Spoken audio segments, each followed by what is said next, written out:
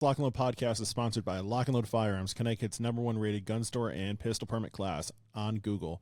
Come check us out, 1573 Meriden Waterbury Turnpike in Southington. Lock and Load Firearms. Lock and Load podcast is also sponsored by Patriot Wear Holsters, custom-made Kydex holsters locally made in Waterbury, Connecticut. www.patriotwearholster.com and use code LNL podcast for 10% off your purchase. Orders available for shipping or pickup at various locations. Welcome to Lock and Load podcast. My name is Josh. And I'm Michelle. And we're here to talk to you about Connecticut 2A issues. So today we're going to talk about lead poisoning and the overall concern for that. Michelle's going to kind of be the host on this one, and I'm going to be answering the questions because I'm the one that has it. Yes, you are. So we did a little bit of this already, but we figured we'd do a follow-up. For those of you who didn't watch the first one, or you just want a little more information on it, because this is an important topic for anyone who is in shooting sports, in the shooting industry, anyone who just goes and shoots on a regular basis, or non-regular, to be totally honest with you. Mm-hmm. So the first question I'm going to ask you, Josh, is how did you get lead poisoning, and how did you know that you had lead poisoning? Like, how did this all come about? So how did I get lead poisoning? COVID. COVID's the answer. It's the answer for everything. No, I didn't get lead poisoning from COVID. We're talking about that time during the COVID era. Pandemic. The pandemic. And during that, Several taught people. Yeah, well, I taught 2,200 students pistol permits. That's a lot. That's a lot. And that's what afforded to open up the store and everything. So is that just in the 2-year span? That was from May to November of 2020. So that wasn't even a year. Yeah. Okay. We probably expand that from like April to December, to be honest, but a majority of that was that May to November. Okay. And we were doing classes 5 to 6 days a week, anywhere from 15 to 30 students a class. So when on the weekends, that's where we would hit the higher numbers, because I had more instructors. Obviously, I didn't just do this myself. Right. Right. And we would go to an indoor range. And for liability reasons, I'm going to leave out where it was, but it's an indoor range in Connecticut. And that's where we do our live fire. Now we're shooting 22, right? Mm-hmm. Now those are very cheap rounds. They are lead based. Obviously most rounds are, because indoor ranges, you can't shoot steel.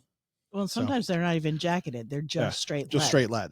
And no one, this is really important. No one ever taught me about lead poisoning or anything in that. You don't teach it in NRA curriculum. You don't teach it in a USCCA curriculum. Unless you read the back of a box of ammo, there's nothing else, right? And even that doesn't teach you anything. So today I really hope I can teach you guys something like this, because it's kind of like a passion of mine now. I don't know if that's the right word, but I really harp on this when I teach pistol permit classes. So the volume of the students and being in the range consistently, in a range that had very poor ventilation. And I think one of the worst things in there was the rifle rounds that were being shot. So that place allowed ARs, 223s to be shot indoors, not a significant distance. So you're shooting a round at 3,300 feet per second. You hit a steel backstop at 80 feet. What happens to that round? It turns to dust. And what's the core of that? Lead. And what do you breathe in? The dust, right? Plus the humidity that's in there. So your pores open up, you're sweating, you're handling ammunition, and no one has taught anyone about this. And even if they do, it's usually just a brief, hey, make sure you wash your hands. Yeah. They don't explain. And I did. And they say, because, lead can be dangerous and this, that, and the other. But most people are going, yeah, that's fine. I'm not eating it. Yeah. They don't realize the inhalation part of that aspect. Yeah. So that's how I got lead poisoning. How did I find out I got lead poisoning? Blood test. Once one person says it, that's consistently there all the time. And we've had the guest on, actually. So we've had two of the three on that I list all the time. So Joe Porto, GoldenEye Academy, out of Orange, Ricardo Gibson, That was the first one we did with this. And then also Peter Estrada. We were the 4 consistent instructors that went to this place. And just our lead levels and our employees' lead levels too, they all spiked. And so blood test. It's a separate blood test through Quest. So I'm guessing you started feeling crappy. Yep. Which we'll get into the different symptoms and stuff like that. And now, just from what I know with the medical world, when you just don't feel good, it takes a while to kind of tap down what there is. And my guess is it's probably with this one. This wasn't top on their list to go looking for. I went through doctors. So, I knew I had elevated blood levels, right? I started doing the blood tests, and kind of monitoring that, doing some like PPE stuff, which I'll get into a little bit later. But I went through St. Francis Medical Group, right? That was where my primary care was. And I was having these symptoms, which we'll get into in a second. And I was like, I have the elevated lead levels. I think that's what it's connected to. Cause like I did, Google, right? Research. Yeah. But here's my question. You didn't immediately just go to the doctor and say, I feel this way. So I need to have blood work. Yep. So, because they're not going to immediately say, oh, we're going to test you for lead. They don't think that way. Well, she sent me to a, rheumatology arthritis specialist. Okay. So I thought I had like early onset arthritis. That's the go-to for a lot of that. And I'm like, I don't, but we did it, right? We went and did the test and everything was fine except for like one thing. Mm-hmm. And so I'm like, that's a negative. Cool. What else do we do? Oh, well, there's really nothing else to do.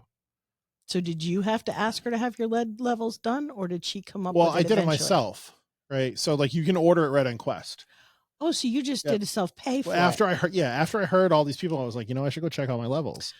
And I just went and did it myself. I didn't go through a doctor because I just was like, you're not super helpful. Right. And so I kind of gave up on the doctor route there.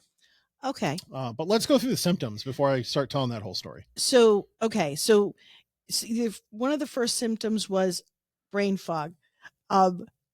Explain what that means. I mean, because I know I have it with my issues. Well, people should know what that means. Just look at Joe Biden. That was the joke, guys. Not really. So brain fog, like kind of a slower reaction in your brain, which is not helpful when teaching classes, right? When I'm lecturing and my brain is a half a second behind my mouth, that's not good. No, so it acts like a TBI where it's a disconnect. Yep, it was definitely a disconnect. Mm-hmm. So I started doing a little research on that, and I was like, "What can help me?" And I seriously endorse this product in every meaning of it. Alpha Brain, that Joe Rogan supplement, fantastic. Really? I started taking 2 of those every day, actually. And now I don't take any unless I lecture or I have a very long day. And I'll normally take 1. So when I had a class Tuesday, I took 1. I was totally fine because I've got my lead levels down now, which I'll get into. So is the brain fog going to be?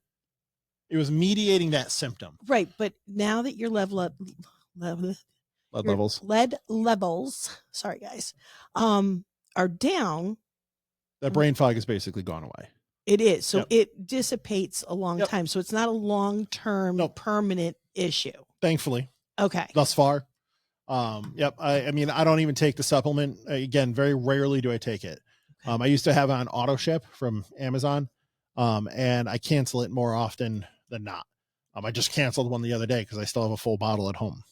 Interesting. And so unless I'm doing something that, I'm going to be awake from 6 to 10, right? And I need every ounce of brain, that's when I take that. But I was using that as a good supplement, and it really did help. At least mediate that one symptom. Now, was that the first symptom that you felt?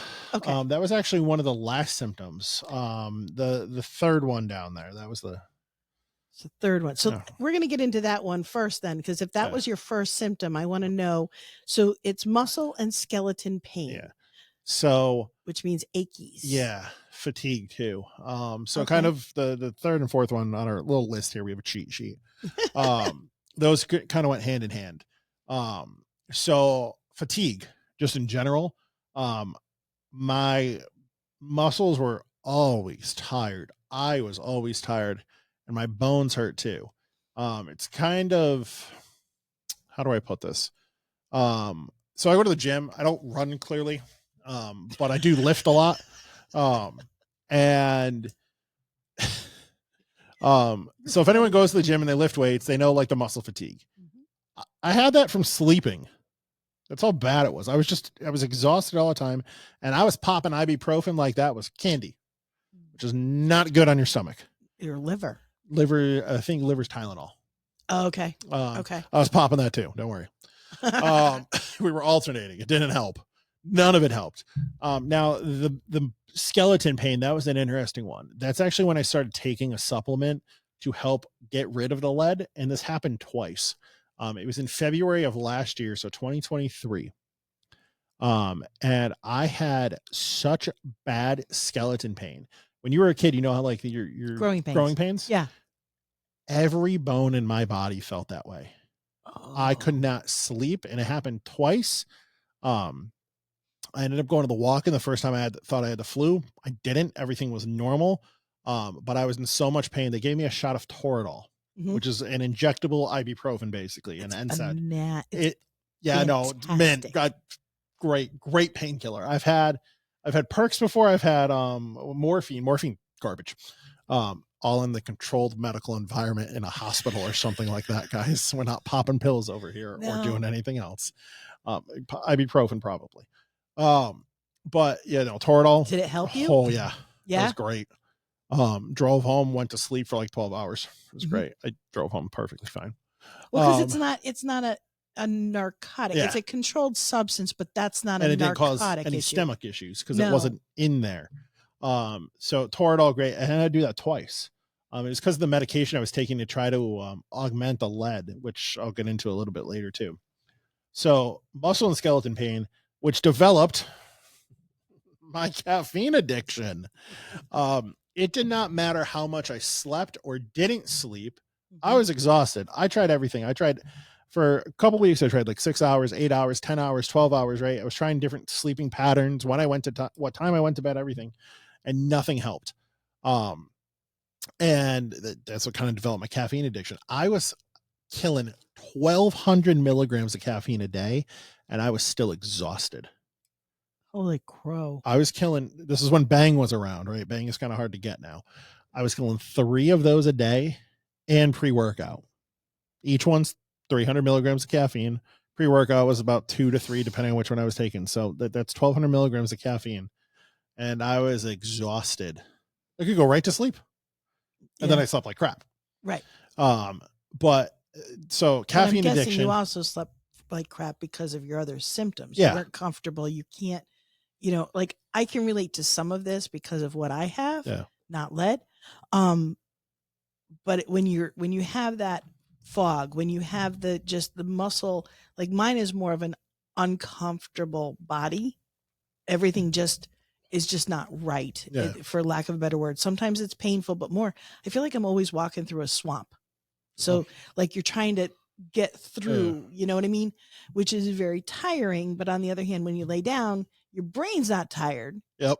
Your body is physically tired. So your brain, you pop melatonin. Well, and my brain just is like, yep. Okay, I get it. So, those are the pretty bad ones. Oh.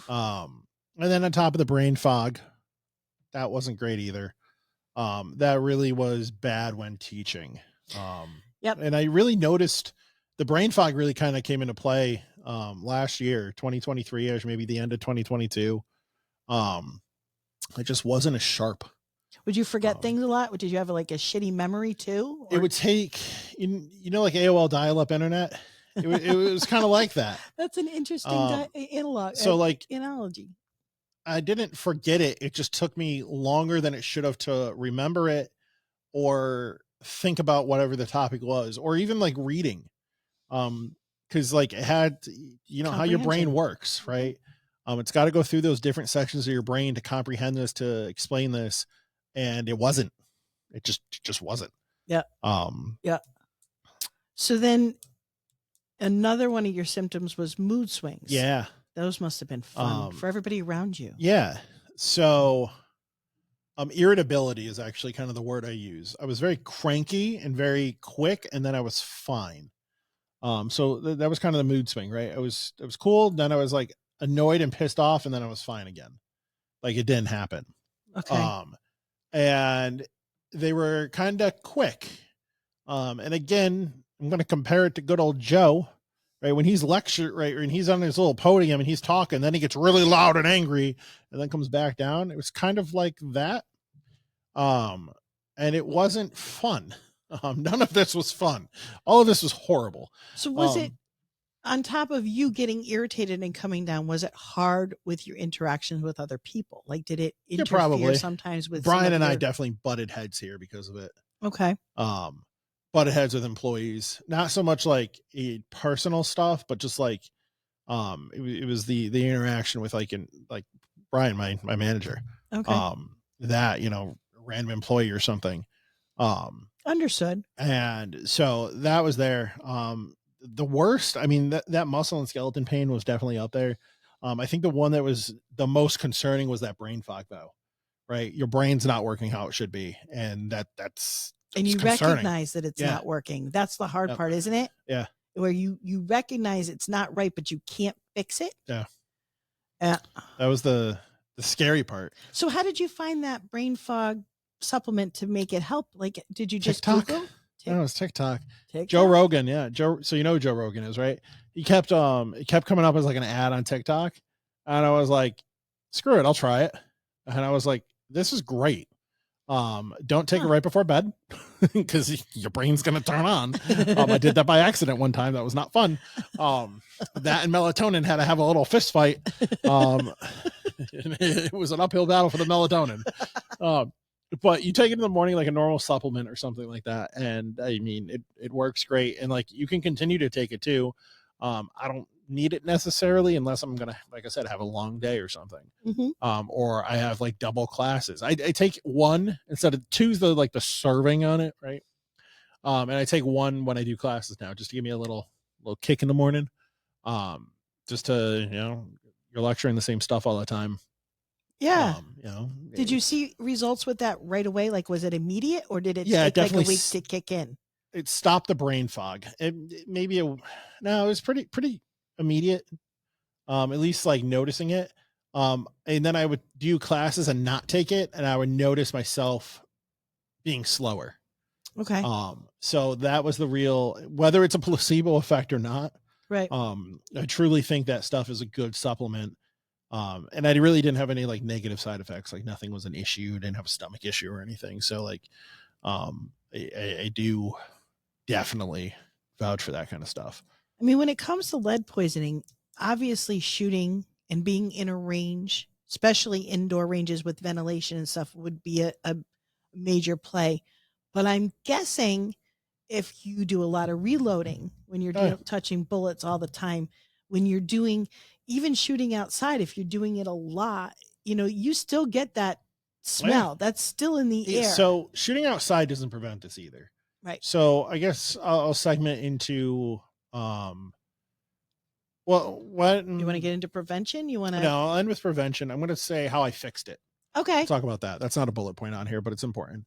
So Ricardo, actually started seeing the specialist down in Florida. And so I started going to them too, and nothing was covered by insurance because like it's way out of network. So did you drive to Florida? No, it was all done telehealth. Okay. So I just want to clarify. Blood work was done at Quest. And the amount of blood work they have you do, I am not kidding when I say this. They filled up 22 vials of blood. Yeah. Did you have any left in your body? I guess so. And you had to pee. And they filled up like 4 of those vials. Wow. And I did that a few times. I didn't have great insurance then either. So without insurance, that would have cost about $6,600. It didn't cost that much, obviously, but so we did that a few times, and they measured everything in your blood that you can think of, right? Not just like your normal checkup with your doctor. Like this was a lot. And I think that was good, right? It's good to know this stuff, right? Have a baseline, compare it down the road in case there's an issue. and there was a lot of over-the-counter supplements, stuff they sold directly and other stuff I started taking. I did learn, and I actually knew this a little bit before that. I had a vitamin D deficiency. Welcome to Connecticut. Everybody in the Northeast. Take a vitamin D supplement. Yep. It's not rocket science. And so that, right, that was another over-the-counter medication. And this place believed a lot in holistic medicine. Yep. Right. Homeopathic. Yeah, holistic. homeopathic. And that was not my solution. It didn't work. Okay. Just to be frank. I don't know if it did more harm than good. It definitely harmed my bank account. But I don't think it worked at all. Or it worked in such a small way, it didn't make a difference. And the side effects from those were not the best, like upset stomach. And then at times, I guess it would release too much blood or too much lead into the system. And that wasn't fun either. So when I got married in November, I got good health insurance, right? Because the wife works for a company that provides good health insurance. And so I went to a new doctor. We went from St. Francis Medical Group to the Hartford Healthcare Medical Group. And so got a new primary, started talking to him, and, he can see the medical records in the chart. Went and got another blood test. This was February of this year. So I didn't know you had changed doctors. Yes. Okay. And then he referred me to hematology. And they again were useless. It took me 2.5 weeks to get an actual answer on the phone. And they refused to see my referral to see me because my lead levels were quote unquote not high enough. And there's nothing they could do for me. Now, when you hear that again from the biggest the biggest healthcare facility, it's kind of a kick in the nuts. Now my problem is that my lead levels were all the way up here. They were here, but they were consistent. And over 3 years, that is not good. Well, no, but there's a lot of things with blood work where they have a normal range and you can be high normal. Yeah. So normal on the scale. You react different than Joe Schmo reacts and Joe Schmo reacts. And they wouldn't hear me. I talked to a nurse on the phone, couldn't see a doctor. They wouldn't make an appointment. So I was like, cool, fuck off. I was pissed. So then I start Googling, and I knew about this medication. It's called chelation therapy. In foods, you have natural chelators, like milk and kale are natural chelators. Now, there's only so much kale a person will consume before they want to puke kale. And milk is fine too. Nothing wrong with that. But we needed a little more, right? We needed something that we need a medication side. Push. So I found a place down, I think it was like in Shelton at the sports clinic, and they do that. And I was like, that's kind of a drive. Let me see if there's anything else closer. And I found this place, and I'm going to name drop them. Hopefully it's okay with them. It's called Livation, and they're out of Madison, but in Tuesday they have Sillington hours. And so I call up the guy and I explained to him the situation. And I was like, this is, I teach pistol permit classes. I've had elevated lead levels for like 3 or 4 years now. I explained everything with the healthcare system. And I'm like, do you offer chelation therapy? And he's like, we don't. It's kind of hard on the body, but this is what we go and do. Like to get you in for like, a free consultation, right? So I was like, all right. So I give him my name and info, and he's like, oh, you own Lock and Load, right? And I'm like, that's weird. Yeah, I do. And he's like, oh, I'm so-and-so. And I'm not going to sit, you can go and look it up if you want to, but he lives in town here. He's elected to the Board of Ed, actually, obviously pro gun too.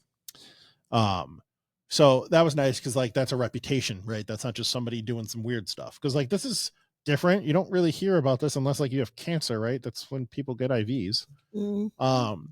So I was like, all right. So I made an appointment, went down to Madison, to do the consultation, right? Nice drive there, go through Durham. It is a beautiful drive. And just a little bit of a drive, and talk to him about it. And we do a treatment, and then started setting up treatments about every other week, every 3 weeks or so. What we discovered based on blood work and other stuff, I kept getting sick. I was sick prior to my wedding. I was sick after the honeymoon. There's an enzyme in your liver that helps filter out toxins. And I don't remember the word, so we're just going to call it enzyme. And basically, my body was depleted of that because that's what would attach to the lead and get it out of the system. And it was doing that over and over. So every time your body made more, well, it used it and it was gone. So it compromised my immune system too. Right. Um, knock on wood, haven't been sick since I started getting these IV treatments. And I think the most important thing on this is we went from about a 25 in February and we're at 12 right now. That's awesome, because there were also concerns. I mean, when you have lead poisoning at the numbers you have, there's life concerns. Oh, yeah. The things that can happen to your heart, obviously your brain, my brain was starting to get affected. And then like reproductive aspects too can be hurt by that as well. And that was a big concern. So I have pretty consistently, with the exception of like the vacation, been doing this treatment every 2 weeks now. I just got one yesterday, actually. How long do you have to do them for? Or is this a lifelong thing? No, it's definitely not lifelong. Right. So once we get the lead levels down to, I want to be right around the 4 or 5, right? They say under 4 is good. Okay. So we're still 3 times what we're supposed to be, but we're not at, actually at one point it was 10 to 12 times higher what we should be. And so I want to get to that number, and then I'll do probably like maintenance. So whatever, I'll talk to him once a month, once every 6 weeks. Even though you're taking precautions at the range from here forward, you're still subjecting yourself to lead. Yeah. So is it continuing to reinfect you? It could. I'm better with PPEs, which is kind of my last closing point, how to prevent it. But huge shout out to Liveation. They not only obviously do like this lead stuff, that's not their specialty. They do a ton of other stuff, guys. And they took you in without a doctor referring you or anything else. They don't do insurance. This is all out of pocket. Yeah. Okay. Now you can submit it to insurance. And I actually just haven't done that. It's a business expense, right? I let my tax guy figure it out. It's occupational health, right? This is an occupational hazard of my job. Yeah, but try to submit it and see. So I probably could. Maybe we'll make it the wifey's problem to go do that. But we've been doing that. It's not unaffordable. It's a little expensive. But for the A, peace of mind, B, for it actually helping, then it's worth every penny. And so if you have like a chronic issue that you're not really getting help with, go see them, see what they can do. See if they can help. Obviously they do a ton of different stuff. Joe's super knowledgeable. This is what I need right now, and that's what's working for me. And I mean, I go when I have to open on Tuesdays, I'm there at like 8:30. I'm done by like 9:30, 9:45, depending on how much we chit chat about things. Now, did they do store at 10. Full blood workup down there too to figure out where you were at? Or how did they decide? So I had my blood work, right? I use Quest is in town everywhere, and I have like the app. So I showed him that. Okay. And that's what we've gone off of. And then, after we got back from the cruise, I did another 2 treatments, and then I did my blood work. And that's where we got the 2 numbers to compare from. I do my blood work either every 5-ish months. Okay. Just lead though. I don't do like a whole workup. Right. That we do, annually with a doctor, and then I email or message my doctor through my chart. And then he ordered a lead test for me. Because I have that pre-existing history, insurance covered it. I think I had to pay like 54 cents. But I'll pay out of pocket. I don't care. Right. Just to know where my blood levels, the lead levels are at in the blood. So I can stay on top of that and because they do like a little chart and everything. So you can see like how things are.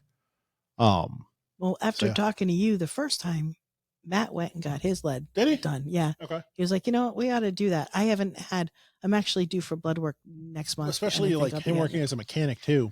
It's any heavy metals, guys. He's good though. He came back completely good. Oh, okay. So that wasn't a problem, but that's what I had said to him. I said, and he does gunsmithing and he does, the shooting, all of that. Yep. I'm like, you need to be tested. Yeah. It's definitely important. So if you're an average gun owner, right, and you go to the range, I don't know, 2 times a month, and you're especially going to an indoor range, and if you're young, you really should be careful of this. Mhm. We're talking pre having kids, if that's what you're going to go and do. Um, Male or female side, you definitely should look into that. Obviously, if you're a little bit older, you don't probably have to worry about the reproductive aspects of it. But you still have to worry about your general health. Go and get checked. Ask your doctor. If your doctor does it with your blood work, it's normally covered by your insurance. Yes. Um, Because they'll say and there's a then, reason for it. yeah. And if not, it's $50 at Quest. You order it right through their app, go there. It's one vial of blood. I mean, it's a couple boxes of ammo, right? And so the last part of it is, well, how do I prevent it? Now I'm going to explain to you guys how I prevent it. And that is way above and beyond what you need to do as an everyday person. So I've gone very far into the deep end on this. Obviously washing your hands is important. Use D-lead hand soap. Yes. The range we go to now, which is a different range, has that D-lead hand soap. So I always wash my hands when I'm done. And one of the other changes that I've made is because when I shoot 22s, I actually have I pay a little bit more for this. But the ammo we use is actually got that like polymer coating on it. Mm-hmm. So you're not touching the lead anymore. Mm-hmm. It's not perfect every round, but it shoots a little bit cleaner. And we shoot out of the SIG P322. And it took a little bit to get functioning right. It also could have just been the break-in period on that gun, but works great now. I would think jacketed would also. I mean, if you just don't buy the cheap lead, the bullet heads being straight lead. Yep. If it's jacketed, you're not touching the lead directly either. Yeah. But the polymer, and I'm just saying, it's different. Like I have stuff of all varieties. Yeah. And I try, like if I'm shooting the lead bullet, straight lead, where I'm, that's on the tip. I always make sure I do extra with those than I would do with the other stuff. Yeah. So I made those changes in just class aspect. Obviously washing the hands is always important. What you guys can do at home, especially if you don't, whatever range you shoot at doesn't have a bathroom available right away. They have wipes. Yeah. So we sell them in store. Actually, there's two companies that make them. One just says D-lead on it. That's actually the big company that makes this kind of stuff. I'm going to talk about them a little bit more. They have D-lead wipes, just like Clorox wipes. And then Hops, the company that does the gun cleaner, they have individual like moist towelette kind of ones. We sell those too. So both of those, they have that chemical that gets the lead literally off of your hands. I'm guessing it wouldn't be as good as soap, like D-lead soap and water, but it's the same stuff. Is it? Yeah. Okay. It might be a little bit better, to be honest. Okay. Because like you got the scrub on that too. So yeah. I have that in my range bag. I have one of those, the D-lead, not the individual one, the bigger one. And you can get them on Amazon. So even if you don't want to stop in the store, go get them on Amazon, guys. It's something you should put in your range bags. The other thing I use at home is a whole slew of things. Is we have D-lead laundry detergent, D-lead body wash, and D-lead shampoo. So when I come home from classes, what I normally do is once I'm done with the class, I'll go home. I actually take my shoes off in the garage. I have specific shoes I wear when I go and teach classes because that has lead on the bottom of those shoes. I have 5 dogs. And if I walk upstairs, that lead dust is on the ground. It's going to go everywhere. And it's obviously trace amounts. It's not like something you can see. So those stay in the garage. Those are used for when I teach class. And then there's a shower we have downstairs, and that's my D-lead shower. It's my decontamination shower where I have that stuff. So I go home, shower, change, and then I either, if it's a weekday, I come back to work. If not, I go on and do whatever I'm going to do. And I'll even do that before going to the gym. And change my clothes too. Well, because you don't want to sweat with it all in your body. So I'll change my clothes. I'll throw those directly into the washer. Use the D-lead laundry detergent and get that all going separately. And kind of decontaminate myself from transmitting it to any other clothes or anywhere else. Well, and now that's a little above and beyond what you need to do, but I need to get into that habit, especially with potential future children too. Yep. Well, we don't want to bring more lead in. D-lead, regular soap, regular laundry detergent won't take the lead out. And that's what some people don't understand. They think as long as they wash their hands or they It's just going to contaminate everything else that's in that load. Right. Cause it doesn't take it away. And I didn't know this, and you guys probably don't know this. This is why we're talking about it. Right. I want to educate you guys on this. And the stuff, by the way, is not expensive. It is a gallon jug.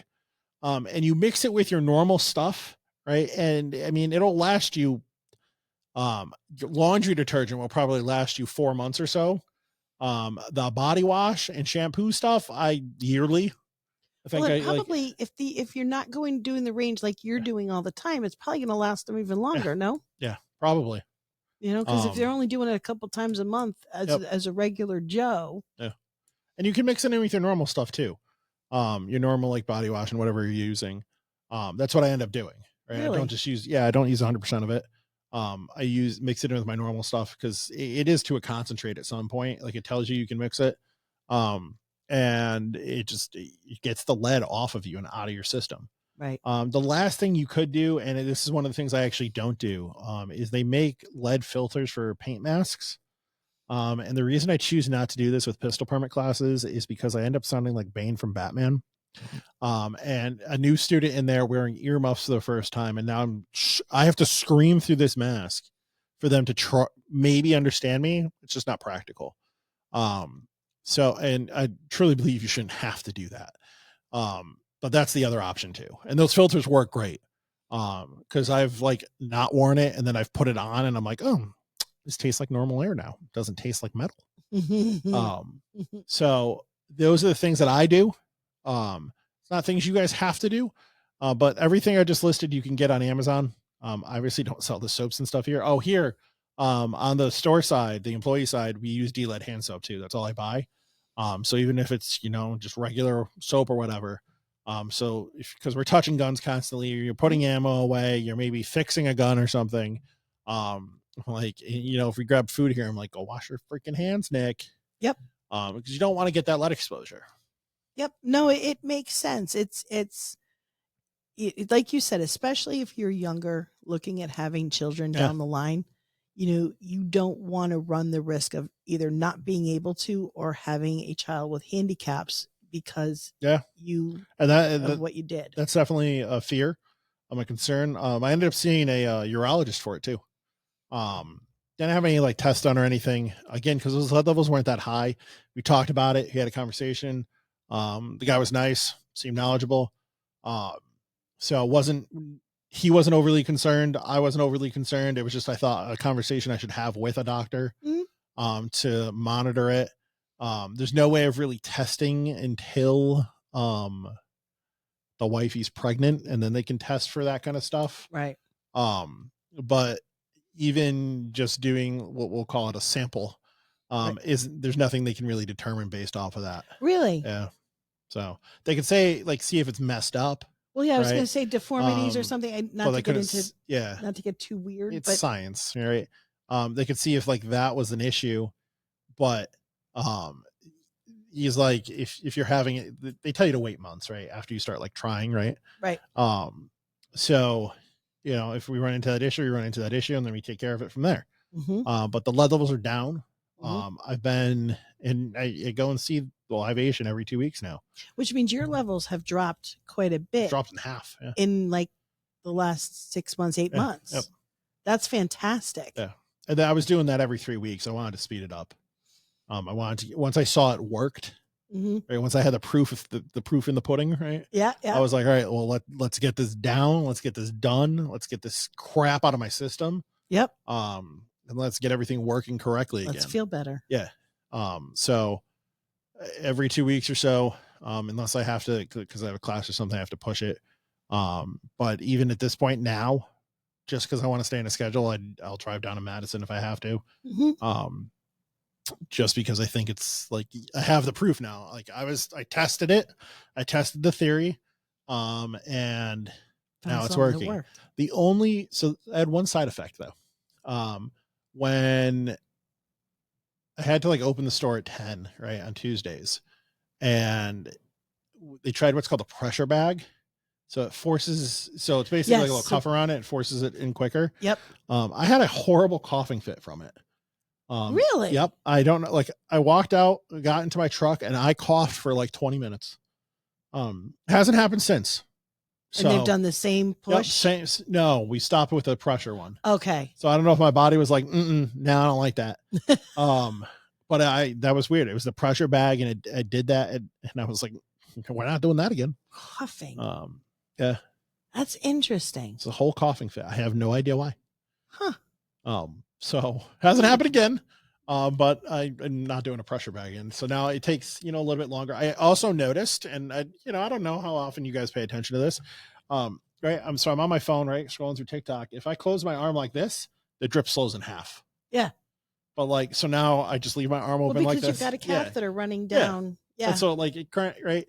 So if I just leave my arm open, we're fine with time and everything. Yesterday I did it at like 2:00 in the afternoon because I had class in the afternoon. I didn't come in the morning, so I didn't care. Right? It wasn't a rush. Right. But definitely it seems to be working. So fantastic. Yeah. All right. Anything else you want to add? I think that's it. I think they've heard me talk hopefully enough about lead poisoning. Well, I don't think you can talk enough about lead poisoning because I know I've been shooting for a long time. All right. Probably as long as you've been alive. Yeah, it's because you're old. Yeah.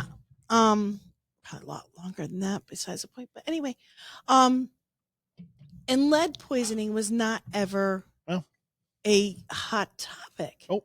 Like we don't, as an industry, as a sport, as just, regular 2A supporters, as gun owners, it's not something that's right, set, and forward that we talk about. And there's a lot of topics that gun owners talk about. Yep. And we don't talk about lead poisoning. No, and we tell everybody, train, go to the range, train, train. But we don't explain to them, while you're training, be smart and stay healthy. Yep. So this is a good topic to hit on, and maybe we'll do it again down the line just as a reminder, and just every so often have a little, hey, remember lead poisoning? It sucks. Yeah.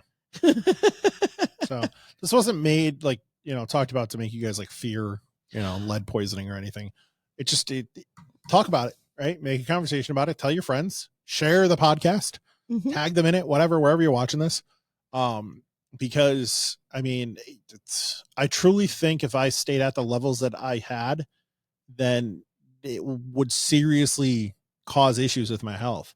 I mean, the note, right? I write notes on these things, and it was lead poisoning almost killed me was the topic of this. And I truly think that could have happened. But like you said, you don't need to be, this is an awareness. This isn't a fear monger. Yeah. My husband, like I said, he got tested, and he shoots, he does everything, and he was okay. Yep. So, it's just, and you have to just, your chances of having more problems are at indoor ranges. Now, indoor ranges are great. We're not saying don't go to them. But when you go to an indoor range, take more precautions. Yeah. Be more aware. That's what this is. This is knowledge, and that's it. Yep, agreed. All right. So my name's Josh. And I'm Michelle. And we'll see you guys next time. Bye-bye. Bye.